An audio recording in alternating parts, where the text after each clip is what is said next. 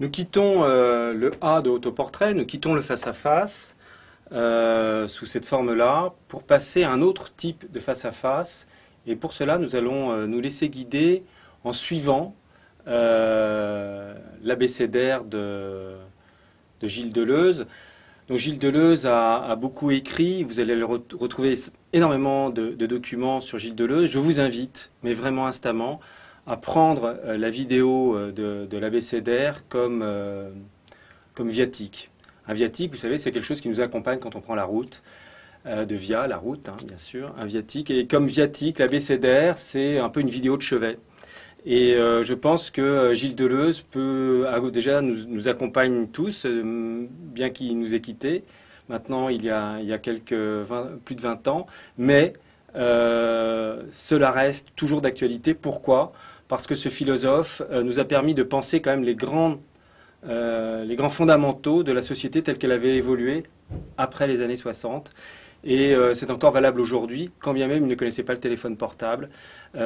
Ces concepts, parce qu'un philosophe, son métier, il explique très bien, c'est de produire des concepts. Ces concepts sont encore opérants aujourd'hui. Alors, à titre finalement d'amusement, parce qu'on est là aussi pour jouer avec des idées, pour imaginer des choses, je vous ai juste indiqué que IDEA pouvait s'exprimer non pas comme innovation, design, entrepreneuriat et art, mais autrement. Selon Deleuze, comme I comme idée, D comme désir, E comme enfance, A comme animal. Le E comme enfance, il est très important. Quelqu'un comme Picasso, qu'on a entreaperçu plus tôt, disait qu'il avait mis finalement des années à pouvoir peindre comme un enfant.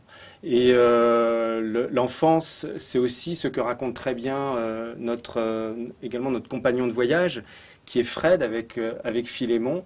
Si on se remettre dans cette enfance, c'est un court passage par une régression pour à nouveau s'ouvrir des possibilités, accepter certaines spontanéités, travailler finalement sur la recherche de ce qu'il y a de plus sincère en nous.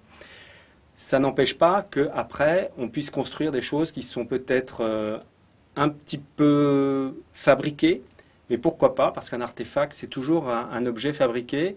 Et finalement, dans Aqua Urbana, un projet selon Design Thinking, il y aura toujours un moment de fabrication. Et je pense que c'est très bien de transiter par ces moments d'enfance. Et s'il n'y avait pas un peu d'enfant dans l'entrepreneur, dans le E d'entrepreneur, je pense qu'il n'y aura jamais d'entrepreneur. Parce qu'il y a un désir aussi qui est très profond, mais qui tient à des choses que certains pourront décrire comme le règlement d'une affaire dans l'enfance. Hein. On veut se prouver des choses qu'on n'avait pas pu prouver dans l'enfance. On veut le prouver à ses parents, à sa famille, à son milieu. Mais ça peut être aussi autre chose encore. Simplement, spontanément, on veut améliorer le monde, comme un enfant, peut-être, a envie, à un moment donné, de sauver des vies en étant pompier ou sauver des animaux en étant vétérinaire en Afrique. Et ça, cette énergie-là, E comme énergie, E comme enfance et comme énergie, je pense que c'est une bonne manière de réinterroger son désir d'entreprendre. Son désir d'innover, on part toujours d'une idée. Vous verrez dans l'abécédaire, Gilles Deleuze parle très très bien de l'idée. Il fait la différence d'ailleurs entre l'idée et le concept. Mais pour lui, une idée, il y a toujours au moins un concept, il y a toujours au moins un percept, il y a toujours au moins un affect. Je vous renvoie vers lui pour développer cette façon d'exprimer les choses. Enfin, vous pouvez déjà supposer de quoi il s'agit avec ces notions de concept, quelque chose qui tient en lui mais qui provient de la philosophie. Il n'y a pas de concept publicitaire, il n'y a que des concepts philosophiques, sinon il y a des idées, il y a des images, il y a des mots. Et ce qui est intéressant avec Gilles Deleuze, c'est que grâce à l'abécédaire, grâce à ce travail sur le langage, il nous rappelle ce que quelqu'un qui était un de ses adversaires, Jacques Lacan, disait souvent, le psychanalyste Jacques Lacan, que ce n'est pas le langage qui nous habite, mais c'est nous qui habitons le langage. Et s'il y a bien quelqu'un qui savait habiter le langage, c'est Gilles Deleuze. Un peintre, un photographe, un plasticien est quelqu'un qui va habiter un autre type de langage que le langage au moyen du mot. Et un langage parlé. il va parler une autre langue. Et c'est ça qui devient intéressant. Et je pense que si je pouvais vous inciter effectivement à aller interroger différents artistes au début, peut-être en vous perdant, au début avec une méthode complètement heuristique, aussi simple que de prendre l'alphabet. I comme idée, bon, ben, I comme Icar, I comme interrogation, et commencer à jouer comme ça.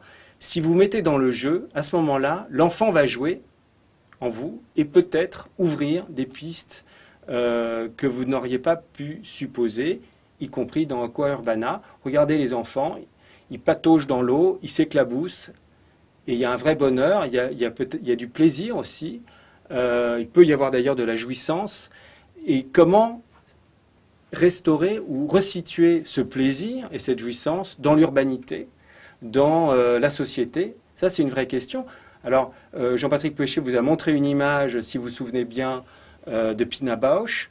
Pina Bausch a montré ce plaisir, a restitué ce plaisir, a fait jouer à nouveau sa pièce dansée autour de l'eau avec des hommes et des femmes qui jouent avec des seaux et qui s'éclaboussent et qui s'arrosent.